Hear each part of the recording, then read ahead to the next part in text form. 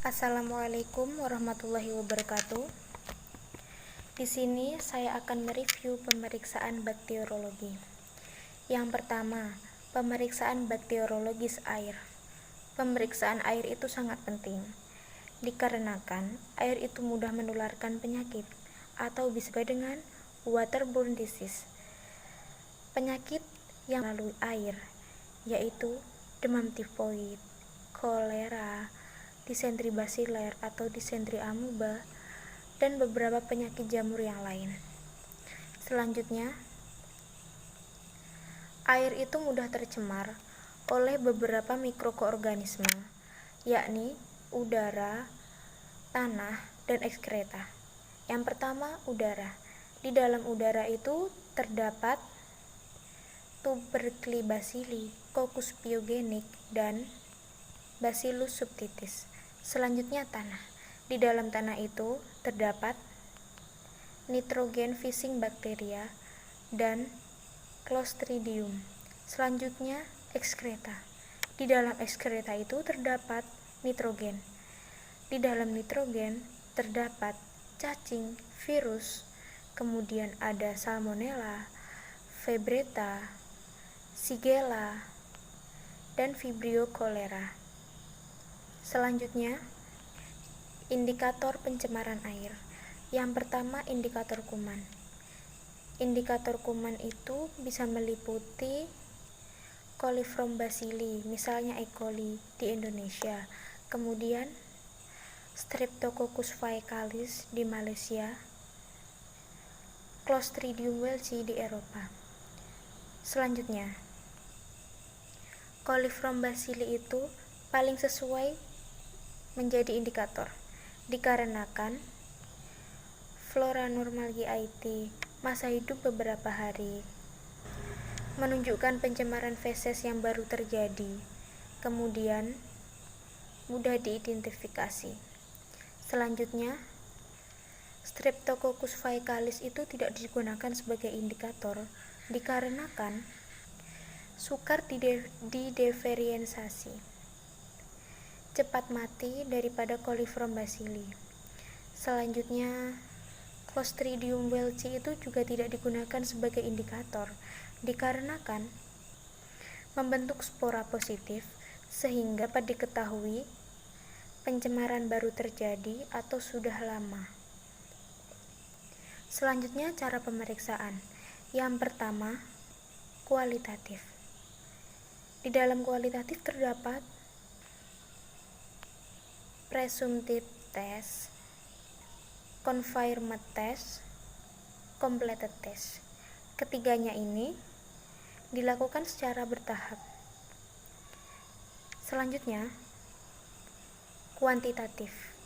Ada MPN, ada play method, ada membran filter method. Penjelasan kualitatif presumptive test, yakni hanya mengetahui apakah air itu tercemar oleh feses atau tidak. Kemudian alat yang dipakai yakni tabung fermentasi. Kemudian medium, lactose board. Selanjutnya, cara dibuat suatu seri pertama, 1 kali 50 ml air dimasukkan ke dalam tabung 50 ml lactose board. Yang kedua, 5 kali 10 ml air dimasukkan ke dalam tabung 10 ml lactose board. Yang ketiga, 5 kali 1 ml air dimasukkan ke dalam tabung 5 ml lactose board. Yang keempat, 5 kali 0,1 ml dimasukkan ke dalam tabung 5 ml lactose board.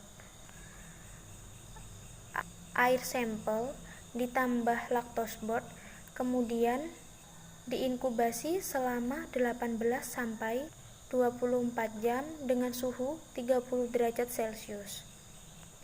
Positifnya ada gas di dalam tabung dan negatifnya dilanjutkan inkubasi 24 jam atau 24 jam. Kuantitatif. Kuantitatif itu untuk mengetahui jumlah bakteri. dengan menggunakan metode MPN. Prinsipnya dia menggunakan presumptive test. Dia menggunakan 3 atau 5 tabung. Jumlah gas positif pada tiap seri dijumlah dan dicocokkan dengan tabel McCready. Selanjutnya, perkirakan bakteri dengan 100 ml air. Penjelasan selanjutnya, hal-hal yang harus diperhatikan ketika melakukan pengambilan sampel air. Yang pertama, wadah harus steril, kapasitas minimal 250 ml, bermulut lebar dan tutupnya rapat. Bila air mengandung klorin, maka air harus dinetralkan dengan menggunakan natiosulfat. Kemudian diperiksa secepat mungkin, kurang lebih 3 jam, kemudian dimasukkan ke dalam lemari es. Sekarang masuk pada kelas air. Kelas air yang pertama, yaitu paling sama dengan 100 ml air. Kemudian kelas 2, tergolong baik. Dia 1-2 koliform atau sama dengan 100 ml air. Selanjutnya kelas 3, mencurigakan, 3-10 koliform atau sama dengan 100 ml air. Kelas 4 itu tergolong buruk. Dia memiliki 10 koliform atau 100 ml air. Selanjutnya pemeriksaan air susu sapi. Air susu sapi merupakan medium yang baik untuk pertumbuhan bakteri, protein, lemak, dan karbohidrat. Selanjutnya, melalui air susu sapi itu dapat tertularkan berbagai penyakit atau dapat menularkan berbagai penyakit. Penyakitnya dapat berasal dari hewan itu sendiri dan luar hewan itu. Pada hewan itu sendiri bisa terjangkit infeksi virus. Kemudian pada hewan luar bisa terjangkit demam tipoid. Air susu sapi yang diambil secara aseptik itu masih mengandung bakteri sekitar 200-400 bakteri per milinya. Selanjutnya, kuman yang dapat ditemukan pada air susu sapi. Yang pertama, acid forming bacteria. Yang kedua, alkali forming bacteria. Yang ketiga, proteolytic bacteria. Yang keempat, inert bacteria. Cara pemeriksaan air susu sapi secara bakteriologis. Yang pertama, plate count. Prinsipnya sama seperti pemeriksaan air. Yang kedua, microscopy count. Caranya dengan menggunakan kamar hitung. Air susu sapi dicek dengan methylene blue dan dilihat memakai mikroskop. Kemudian dihitung berapa kumannya. Yang ketiga, Hotis test.